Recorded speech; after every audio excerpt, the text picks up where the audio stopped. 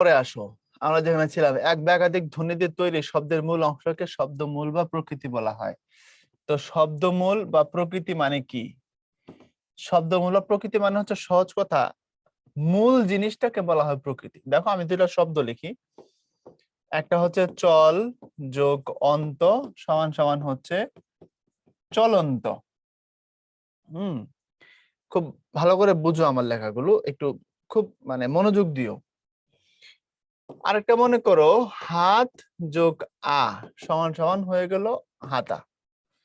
এই দুইটা কথার মধ্যে পার্থক্য কি? এই চল যে শব্দটা এটা হচ্ছে গিয়ে ধাতু, আর যে হাত শব্দটা এটা হচ্ছে গিয়ে নামমূল। এখন ধাতু কাকে বলে? ধাতু বলে হচ্ছে ক্রিয়ামূলকে। যে মূল দিয়ে তুমি ক্রিয়াপদ তৈরি করতে পারবা তাকে বলা হয় ধাতু। যেমন চল থেকে আমরা চলি, চলবো, চললাম, চলছিলাম, চললেন, চলবেন ইত্যাদি ক্রিয়াপদ তৈরি করা যায়। কিন্তু হাত যেটা, এটা থেকে তো তুমি ক্রিয়াপদ তৈরি করতে পারো না, হাত তো আমাদের একটা অঙ্গ। তো এখন দেখো, এই যে চলন্ত এবং হাতা দুইটা শব্দ, হাতা মানে হাতা, জামার হাতা, হাতের মতো যেটা দেখতে। তো আমরা যখন শব্দকে ভাঙি, শব্দকে ভাঙার সময় ভাঙতে গেলে আমরা তার মূল পাই। এই মূলটা দুই রকম, একটা হচ্ছে ক্রিয়ামূল আর একটা হচ্ছে নামমূল। এই নামমূলের আরেক নাম হচ্ছে নাম প্রকৃতি। যেটা নামমূল সেটার নামই হচ্ছে নাম প্রকৃতি, আর যেটা ক্রিয়ামূল সেটার নামই হচ্ছে ক্রিয়া প্রকৃতি। কথা বুঝছো? সব একই জিনিস, অর্থাৎ যেটা ধাতু সেটাই ক্রিয়ামূল, সেটাই ক্রিয়া প্রকৃতি। যেটা নামমূল সেটাই নাম প্রকৃতি। এখন তুমি বলবা ভাইয়া, এই ধাতু ক্রিয়ামূল না ক্রিয়া প্রকৃতি, তার তো তিনটা নাম পাইছি, কিন্তু এখানে তো দুইটা নাম, নাম মূল আর নাম প্রকৃতির নাম কি তিনটা হবে না? এমন প্রশ্ন তো করতে পারো না, হ্যাঁ হবে। এই নাম মূল বা নাম প্রকৃতিরও আরেকটা নাম আছে, ওটাকে বলে প্রাতিপদিক। বানানটা খেয়াল রেখো। তাহলে যেটা প্রাতিপদিক সেটাই নাম মূল, সেটার নামই নাম প্রকৃতি। যেটা ধাতু সেটাই ক্রিয়ামূল, সেটার নামই ক্রিয়া প্রকৃতি। এই হচ্ছে ব্যাপার। ওকে, তো এখন তাহলে প্রত্যয় জিনিসটা কি? যেটাকে আমরা বাংলায় প্রত্যয় বলি, ইংলিশে সেটাকে বলা হয় সাফিক্স। এই যে ওখানে যুক্ত হয়েছে, ভালো মতো দেখো, এখানে আ যুক্ত হয়েছে, এখানে অন্ত যুক্ত হয়েছে, এবং আ এবং অন্ত এই দুইটার নাম হচ্ছে গিয়ে প্রত্যয়। ইংলিশের শেষে যে সাফিক্স যুক্ত হয়, বাংলায় শেষে প্রত্যয় যুক্ত হয়, যুক্ত হয়ে নতুন অর্থবোধক শব্দ তৈরি করে। এই হচ্ছে ব্যাপার। ওকে, আর যেটা উপসর্গ, মনে রাখবা, যেটা উপসর্গ ওটাকে বলা হয় প্রেফিক্স। যেটা উপসর্গ সেটা প্রেফিক্স, যেটা প্রত্যয় সেটা সাফিক্স। আচ্ছা, আমরা সেগুলো নিয়ে আজকে কথা বলবো। যে দেখো এখানে আছে শব্দপদের গঠন, উপসর্গ পর্ব, প্রত্যয় পর্ব আর সমাস পর্ব। তাহলে প্রত্যয় দিয়ে কি করে শব্দ তৈরি হয়, একটু এই জায়গাটা বুঝছো কিনা বলো তো? প্রত্যয় কি করে শব্দ তৈরি করে, আমরা আরো অনেক উদাহরণ দেখব।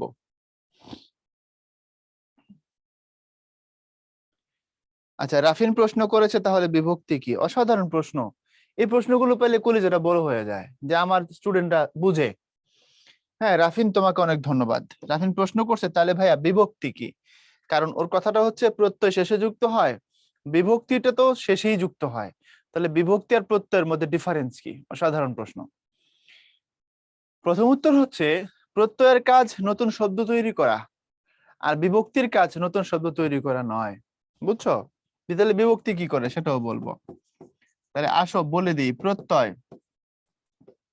নতুন শব্দ তৈরি করে, আর বিভক্তি, যেটা বিভক্তি সেটা হচ্ছে শব্দের সাথে শব্দের সম্পর্ক তৈরি করে।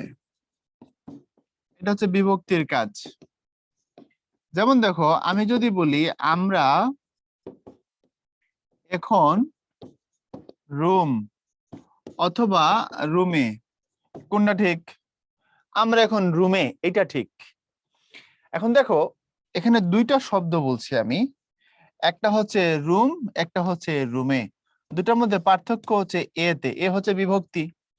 তো তুমি বিভক্তি দিলে শব্দ তৈরিটা, যেটা তুমি শব্দ বানাইছো, এক শব্দের সাথে আরেক শব্দের সম্পর্ক তৈরি হয় বিভক্তি দিলে, বিভক্তি না দিলে সম্পর্ক তৈরি হয় না। তাহলে এই এ থাকলে রুম কথার সাথে বাকি শব্দগুলোর কি রিলেশন সেটা বুঝতে পারি। বোঝা গেছে? যেমন সুমনকে ডেকে আনো, সুমনের সাথে কে যুক্ত করছি, যদি কে তুলে দেই সুমন ডেকে আনো, অর্থ আলাদা হয়ে যায়। তাহলে বিভক্তির কাজ হচ্ছে শব্দের সাথে শব্দের সম্পর্ক তৈরি করে পুরা বাক্যকে অর্থবহ করা, আর প্রত্যয়ের কাজ হচ্ছে একটা নতুন শব্দ বানানো। এটা হচ্ছে মূল পার্থক্য। আরেকটা পার্থক্য আছে, সেটা হলো বিভক্তি তো দুই রকমের, তোমরা জানো কিনা? বিভক্তি দুই রকমের, যেমন আমি এখানে লিখে দিয়ে তারপরে আবার ব্যাকে যাব, চিন্তা করো না। বিভক্তি দুই রকমের, একটা হচ্ছে শব্দ বিভক্তি, এটার আরেকটা নাম বিভক্তি, এটার আরেক নাম হচ্ছে কারক বিভক্তি, আর আরেকটা বিভক্তি হচ্ছে ক্রিয়া বিভক্তি। তো যেটা ক্রিয়া বিভক্তি সেটাই হচ্ছে তোমার ক্রিয়াপদ তৈরি করে। যেমন ধরো এই হচ্ছে চল, আর তার সাথে হলো গিয়ে লাম, তাহলে হলো চললাম। আমি লাম না বলে যদি ব বলি তাহলে হবে চলবো, যদি বলি বেন তাহলে হবে চলবেন, যদি বলি লেন তাহলে হবে চললেন, যদি বলি ছ তাহলে হবে চলছ। তাইলে এখানে যে তুমি পাইছো, অর্থাৎ এই লাম, ব, বেন, লেন, ছ, এগুলো সবগুলো ক্রিয়া বিভক্তি, যেগুলো চললাম, চলবো, চলবেন ক্রিয়াপদ তৈরি করেছে। তো এগুলোর কাজ কি? এগুলোর কাজ হচ্ছে কাল আর পুরুষ নির্দেশ করা। কাল আর পুরুষ অর্থাৎ টেন্স প্লাস পার্সন কে এরা নির্দেশ করে। বোঝা গেছে? টেন্স এবং পার্সন কে এরা নির্দেশ করে। তাহলে দেখো, চললাম মানে আমি চললাম অতীতকাল, চলবো মানে আমি ভবিষ্যৎকাল, চলবেন মানে তিনি ভবিষ্যৎকাল, চললেন তিনি অতীতকাল, তিনি চললেন বা বর্তমানকাল বলতে পারো, চলছো মানে তুমি চলছো বর্তমানকাল। তাহলে দেখো, এই ক্রিয়া বিভক্তি গুলোর সাথে কাল এবং পুরুষের সম্পর্ক আছে, টেন্স এবং পার্সনের সম্পর্ক আছে, তাই না? তাহলে আমরা যদি বিভক্তির সাথে প্রত্যয়ের পার্থক্য করি তাহলে কথাটা বলবো এরকম: প্রত্যয় নতুন শব্দ তৈরি করে, বিভক্তি নতুন শব্দ তৈরি করে না।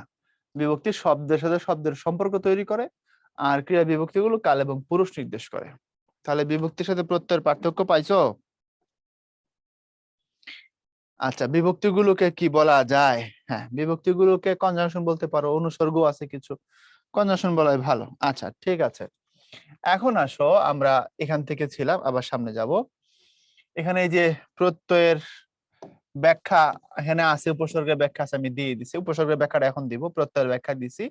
এখন উপসর্গ কি? উপসর্গ তো সামনে বসে না পিছনে বসে? উপসর্গ বসে হচ্ছে পিছনে, বসে সে নতুন শব্দ তৈরি করে। আসো দেখাই, উপসর্গের কাজটা দেখাই। এগুলা খুব সহজ, মানে একটু ইশারা দিয়ে দিলে তোমরা নিজেরাই সব করে ফেলতে পারবা। ইশারাটা দিয়ে দিই ঠিকঠাক, হ্যাঁ? এটা ভালো মতো দেখো। এখানে এই হার একটা শব্দ, এটা কিন্তু ক্লাস 7 এর বইয়ের উদাহরণ দিচ্ছি আমি, 7 এই উদাহরণটা আছে। দেখো, এই হার কথার তিনটা অর্থ হয়। হার মানে হচ্ছে অলংকার, হার মানে হচ্ছে শতকরা, হার মানে হচ্ছে পরাজয়। তাহলে হার একটা শব্দ, কোনো সন্দেহ নাই। গলার হার অলংকার অর্থে, সুদের হার শতকরা অর্থে, পরাজয় মানে হচ্ছে খেলার হার এই অর্থে। তাহলে আমরা হারের অর্থ বললাম তিন রকম। এখন হারের আগে তুমি যদি প্রযুক্ত করো তাহলে হবে প্রহার, হারের আগে যদি তুমি বিযুক্ত করো তাহলে হবে বিহার, হারের আগে তুমি যদি আযুক্ত করো তাহলে হবে আহার, হারের আগে তুমি যদি পরিযুক্ত করো তাহলে হবে পরিহার, হারের আগে তুমি যদি অনাযুক্ত করো তাহলে কি হবে? অনাহার, হারের আগে তুমি যদি উপযুক্ত করো তাহলে হবে উপহার।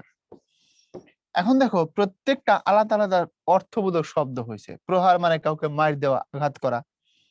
বিহার শব্দের মূল অর্থ ঘুরতে যাওয়া, ট্রাভেলিং করা, ঘোরা কোথাও। আবার বৌদ্ধ বিহার অর্থ বিহার হয়, ভারতের রাজ্যও আছে এই অর্থে। আহার মানে খাওয়া, পরিহার বুঝি, অনাহার এবং উপহার এগুলো আমরা বুঝি।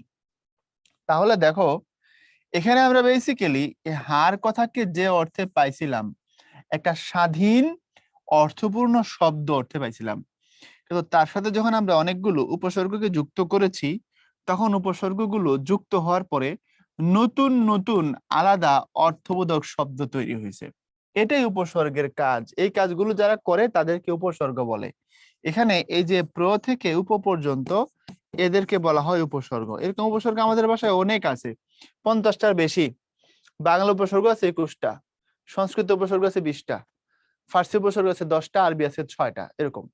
তো তোমাদের বইয়ে বাংলা, বিদেশি, তারপর সংস্কৃত আলাদা আলাদা করে দেখায় নাই, এটা ভালো হয়েছে, সহজ হয়েছে কাজটা। তো একসাথে অনেকগুলো উপসর্গ এবং তার শব্দের উদাহরণ দিয়ে দিছে, প্রত্যয় এবং তার শব্দের উদাহরণ দিয়ে দিছে, এটা ভালো হয়েছে, সহজ হয়েছে কাজটা, বুঝছো? তাহলে উপসর্গের বেসিক বুঝছো কিনা বলো তো, বলো উপসর্গের বেসিক বুঝছো?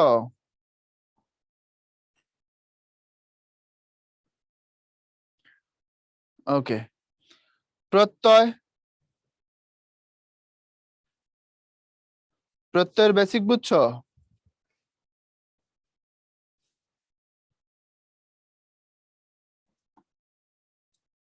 আচ্ছা, ওকে। তাহলে উপসর্গ বসে কোথায়? উপসর্গ শব্দের কোথায় বসে বলো?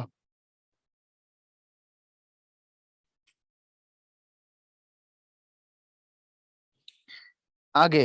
প্রত্যয় কোথায় বসে? প্রত্যয়, প্রত্যয় কোথায় বসে? পরে বসে। গুড। আচ্ছা, এগুলোর প্রশ্ন নিব, চ্যাপ্টারে যাই গেলে আরো নিব, সমস্যা নেই, চিন্তা করো না, যাদের প্রশ্ন আছে আমি জানি।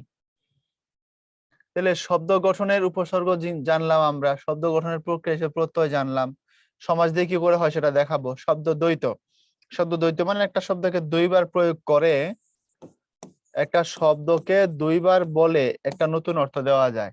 যেমন তুমি যদি বলো জ্বর, তার একরকম অর্থ, জ্বর জ্বর বললে আরেকটা অর্থ, শুধু জ্বর বললে যা বোঝায় জ্বর জ্বর বললে তা বোঝায় না। তার গায়ে জ্বর আছে মানে সে অসুস্থ, তার জ্বর জ্বর লাগতেছে, অসুস্থের ভাব হয়েছে, অসুস্থ হয় নাই, বুঝছো এবার? আমি বললাম তোমাকে লাল ফুল নিয়ে আসো, এটা এক জিনিস, আর বললাম লাল লাল ফুল নিয়ে আসো, এটা আরেক জিনিস। ঠিক আছে কথা? সুতরাং দুইটা জিনিসের মধ্যে একটু অর্থগত কি আছে, ভিন্নতা আছে।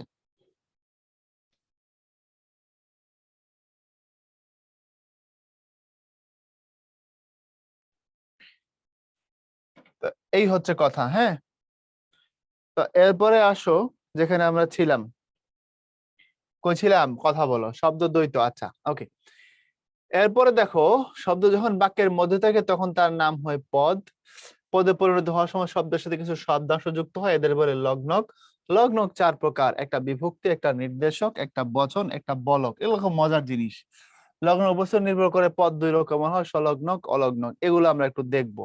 এখন তোমার একটু বুঝতে হবে যে ভাইয়া এইগুলোকে আসলে বলে কি। শব্দ যখন পদে রূপান্তর হয় তখন তার মধ্যে কিছু পরিবর্তন ঘটে, অর্থাৎ ধরো আমি বললাম যে এটা একটা কলম, যখন সিঙ্গেল অবস্থায় থাকে তখন তারে বলা হয় শব্দ, বাক্যে ঢুকাই দিলে তখন তারে বলা হয় পদ, এটা আমরা জানি। তবে সিঙ্গেল অবস্থায় পদ বলা যায়। এখন সাধারণত তার সাথে কিছু লগ্নক যুক্ত হয়, এই লগ্নক চার রকমের, বিভক্তি, নির্দেশক, বচন, বলক। এখন বিভক্তি কি, নির্দেশক কি, বচন কি, বলক কি? বলক মানে অর্থগত জোর দেয় এমন কিছু, যেমন তোমাকেই বলেছিলাম আমি যেন আসি, এরকম কিছু। কিন্তু বিভক্তিটা বললাম, নির্দেশক কি? নির্দেশক মানে হচ্ছে আর্টিকেল। আর্টিকেল মানে টি টা, খানা খানি, ইংরেজিতে বলে তো সহজে বুঝো। বাংলায় যেমন আমরা টি বলি, যেমন কলম টি, বিভক্তি যুক্ত করলে কলমের, নির্দেশক দিলে কলমটি, বচন দিলে কলমগুলো, বুঝতে পারছো? আচ্ছা, বলক যদি দেই, কলমই আমার চাই, এখানে প্রত্যেকটা বলক হিসাবে আসছে। তাহলে আমরা একটা শব্দের সাথে সাধারণত এই জিনিসগুলোকে যুক্ত করতে পারি, পারি কি পারি না, কথা বলো, দ্রুত বলো, পারি? সামিম বলছে ডিটারমিনার বলা যাবে কিনা, হ্যাঁ যাবে, কেন যাবে না। আচ্ছা, এরপরে আসো, লগ্নকের উপস্থিতির উপর নির্ভর করে পদ দুই রকম, সলগ্নক, অলগ্নক। অর্থাৎ যদি লগ্নক থাকে তখন তারা সলগ্নক বলে, আর যদি লগ্নক না থাকে তখন তারা অলগ্নক বলে। যেমন ছেলেরা ক্রিকেট খেলে, এখানে ছেলেরা খেলে সলগ্নক, ক্রিকেট অলগ্নক। কেন? ছেলেরা এর সাথে যুক্ত আছে রা, খেলে তার সাথে যুক্ত আছে এ, ক্রিকেটের সাথে কোনো কিছু যুক্ত নাই। বুঝছো কি বুঝো নাই বলো, দ্রুত বলবা।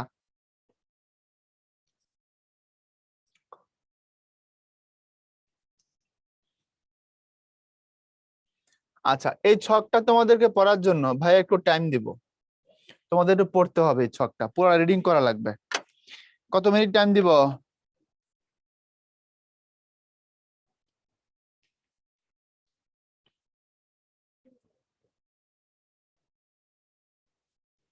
বলো।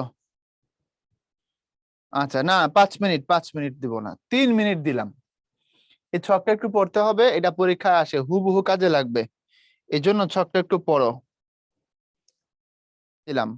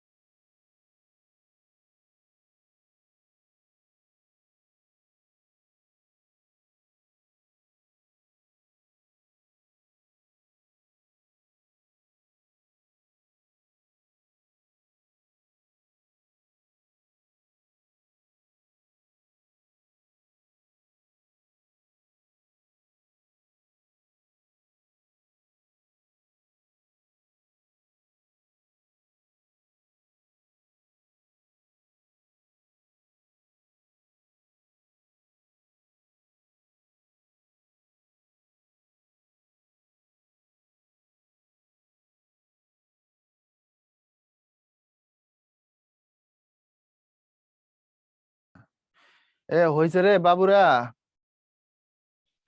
হয়েছে কিছু? হ্যাঁ, হওয়া উচিত। আচ্ছা, ওকে। বলক বুঝতে পারে নাই, বারবার আসতেছে কথাটা, বলক বুঝতে পারে নাই। আচ্ছা, দেখো, আমি এটা মুইছা তারপরে বলি, যেমনে বুঝলে সহজ হবে। হ্যাঁ, এক বলক এত বেকায়দায় ফেলাই দিছে। আমি কলম নিয়ে আলোচনাটা করি। হ্যাঁ, তে বিভক্তি যদি যুক্ত হয় তখন হবে কলমের, মানে এর। নির্দেশক যদি যুক্ত হয় তখন হবে হলো কলমটি। এখানে নির্দেশক কোনটা? টি। কলমটি মানে এখানে যেটা যুক্ত হচ্ছে সেটা হচ্ছে টি। বচন যদি যুক্ত হয় তাহলে হবে কলম গুলো। তাহলে এখানে আসলো কি? গুলো।